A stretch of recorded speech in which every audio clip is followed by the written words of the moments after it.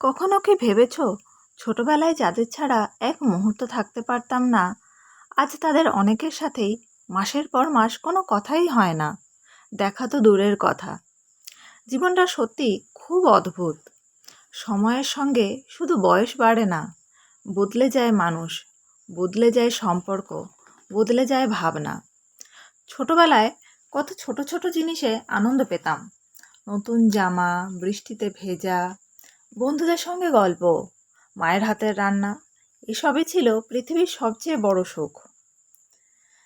কিন্তু বড় হতে হতে বুঝলাম সুখের সংজ্ঞাটাও বদলে যায়।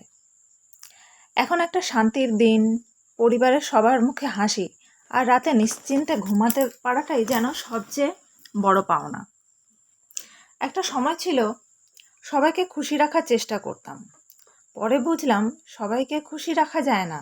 যতই চেষ্টা করি, কারোর না কারোর কাছে আমরা ভুল হবই। তখন নিজেকে দোষ দিতাম। এখন শিখেছি নিজের মনটাকেও একটু ভালো রাখা দরকার। জীবনে অনেক মানুষ আসে, কেউ কিছু শেখায়, কেউ কিছু কেড়ে নেয়, আবার কেউ না চাইলেও এমন স্মৃতি দিয়ে যায় যা কোনোদিন ভোলা যায় না।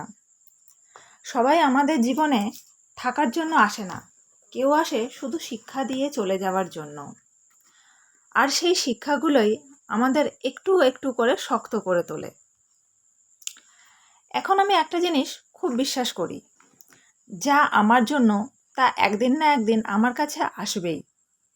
আর যা আমার নয় সেটা ধরে রাখার চেষ্টা করেও লাভ নেই।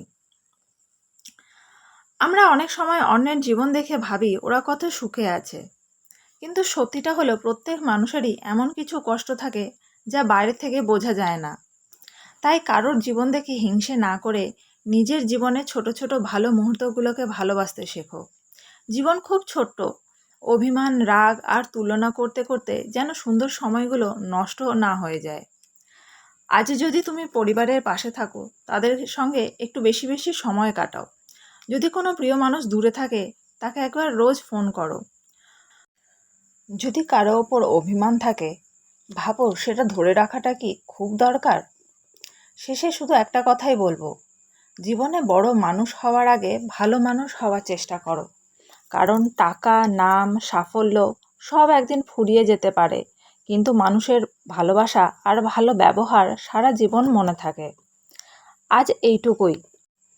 যদি আমার কথাগুলো তোমাদের ভালো লাগে তাহলে কমেন্টে জানিও জীবন তোমাকে সবচেয়ে বড় কী শিক্ষা দিয়েছে। আবার দেখা হবে নতুন একটা গল্প নিয়ে। সবাই ভালো থেকো। নমস্কার।